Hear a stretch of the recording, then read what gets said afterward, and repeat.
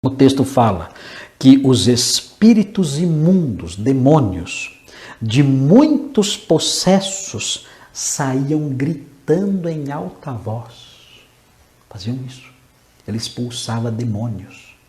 Pessoas dominadas, possuídas por demônios, pessoas que eram escravizadas por demônios, possessas, possuídas, ele expulsava esses demônios. Note, ele não conversava com esses demônios. Vem cá, qual é o seu nome?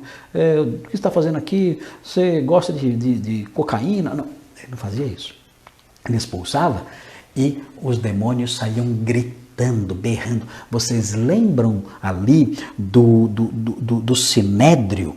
O Sinédrio gritava em alta voz. Lembram? Com Estevão? Aqui é a mesma expressãozinha. Grande voz. Os demônios também gritavam. Parece até que eram meio parentes, né? O Sinédrio e os demônios estavam meio assim, ó. Porque quando Estevão pregou, o Sinédrio gritava em alta voz. Aqui, quando Filipe prega, os demônios gritam em alta voz. Então estão meio unidos aí pelo seu comportamento. Gritar em alta voz diante do Evangelho, é algo próprio do diabo mesmo. E nós vemos aqui que esses demônios saíam gritando em alta voz, violentamente, saindo de forma violenta, abandonando aquelas pessoas e livrando aquelas pessoas. E outra coisa que acontecia também, muito importante, muitos paralíticos e muitos coxos foram curados. Isso é algo extraordinário. Era muito comum naqueles dias isso, muito comum. Nós aprendemos nos primeiros capítulos de Atos que as curas realizadas pelos apóstolos e pelos cristãos naquela fase inicial do Evangelho eram curas inequívocas e numerosas. Note bem, isso é assim, Deus cura pessoas hoje, cura, mas não dá para comparar. Não dá para comparar.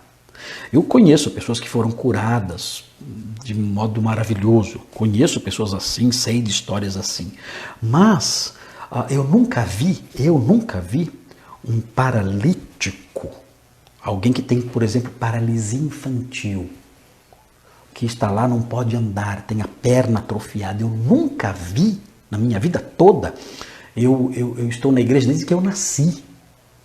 Eu nunca vi, e mesmo eu não conheci só o contexto tradicional. Eu trabalhei também, eu nunca fui pentecostal, mas eu trabalhei no meio pentecostal por 12 anos, pregando em igrejas pentecostais, sem ser pentecostal. Pregando em igrejas pentecostais, ensinando em seminários pentecostais, viajando pelo Brasil e indo em igrejas pentecostais. Eu nunca vi um aleijado, uma pessoa com paralisia infantil, ser curada. Deus pode fazer isso? Claro que Ele pode. Pode curar 1000 se Ele quiser. Mas é diferente hoje naqueles dias.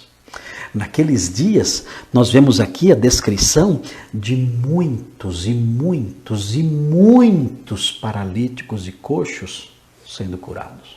Isso era de impressionar demais, a multidão ficava perplexa. Imagine, vocês já viram uma pessoa com paralisia infantil, por exemplo? Você já viu como é a pessoa? O paralítico, a perna dele atrofia. Porque ele não usa aquela perna, a perna dele atrofia. Mas o problema até é a má formação daqueles membros. Aqueles membros estão mal formados muitas vezes, ele não consegue firmar os seus pés, as juntas todas estão ali atrofiadas, deformadas, a pessoa nunca vai conseguir andar. Mas aqui nós vemos essas pessoas sendo curadas e se levantando sobre suas pernas, normalmente, e caminhando, normal, como se não tivessem nada. Eu nunca vi isso, eu nunca vi. E é possível hoje em dia os crentes verem a vida todinha sem verem nenhuma vez isso. E quando alguém fala para mim, eu vi, a pessoa viu isso uma vez, na vida toda. Você conversa lá com um velhinho lá, ele fala, olha, eu vi isso uma vez, eu vi um cego ser curado. Quantas vezes? Vi uma vez na vida. Uma vez na vida eu vi isso acontecer. Aconteceu mesmo, Deus curou, tá? Nós oramos, Ele curou e eu vi isso. Mas é raro, por quê? Porque naqueles dias Deus operava esses milagres para autenticar a mensagem do Evangelho. Por isso, esses milagres eram tão numerosos. Se alguém fala que hoje em dia é igual àquela época, não. Deus é o mesmo, Jesus é o mesmo, mas a forma como Deus agiu naquela época e a forma como ele age hoje é diferente. Isso não tem como negar, isso não tem como. É só conversar com os crentes que estão na igreja há muitos anos. Mesmo aqueles que falam que tem milagre todo dia. Cadê? Onde estão esses milagres? Só na cabeça deles. Não existem. Nós cremos em milagres, mas nós sabemos que hoje em dia é diferente daquela época. Naquela época eram muitas pessoas que eram beneficiadas por essa dádiva. Hoje em dia, nós ouvimos uma história e ao longo de 50 anos, ouvimos falar de uma história, de um caso. Aconteceu lá na África, aconteceu na época do meu avô, eu vi uma vez, e muitos depois se descobre que era fraude. Aí que é pior ainda, né? Muitos que a gente ouviu falar, depois quando vamos verificar, descobrimos, não foi cura não, que lá foi engano, foi enganação, foi fraude, foi estelionato. Então é muito diferente. Então por que isso acontecia naquela época? Dá uma olhadinha, nós vamos olhar aqui, vê rapidinho, vou acabar aqui, depois a gente continua na semana que vem. Hebreus 2, 3 e 4. Por que isso era tão comum naqueles dias, esse tipo de libertação? Hebreus 2, 3 e 4. Deus pode fazer isso hoje? Pode. Ele faz hoje? Faz. Mas é como naquela época? Não, não é.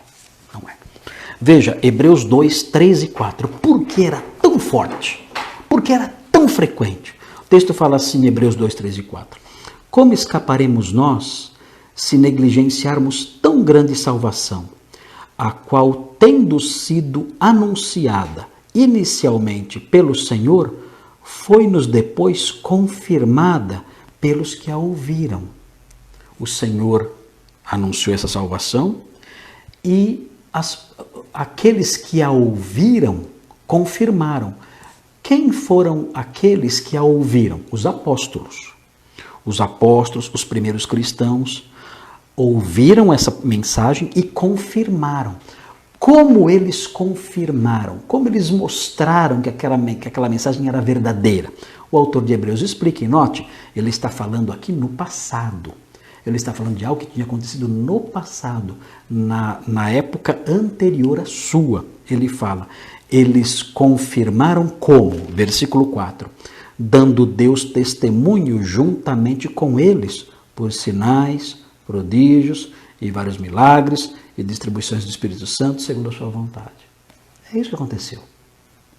Jesus anunciou a salvação e os primeiros ouvintes, os apóstolos, confirmaram aquela mensagem. Como eles confirmaram? Por meio de muitos sinais e milagres e tudo mais. O autor de Hebreus narra isso como sendo algo que tinha acontecido já. Ele escreveu no ano 68. Isso tinha acontecido nos anos 30 e pouco, 40 e pouco. Essas coisas foram acontecendo. Nos dias de Hebreus, de acordo com esse versículo que fala do passado, essas coisas já não eram mais assim. Por isso que ele se refere, olha, isso aconteceu lá atrás. Essa mensagem de salvação foi confirmada pelos que a ouviram com sinais e prodígios e muitos milagres. Isso foi feito, isso aconteceu. E o autor de Hebreus se refere como algo que já tinha acontecido. Por quê? Porque a mensagem era nova e precisava de confirmação. Depois que ela teve essa confirmação abundante, já não era mais necessário a mesma intensidade. É por isso que nós vemos tantos milagres aqui nesse texto. E hoje em dia, nós não vemos tantos milagres mais. Deus pode fazer? Pode. Deus faz? Faz. É da mesma forma que naquela época? Não, não é. Infelizmente. Eu gostaria muito que fosse, seria maravilhoso.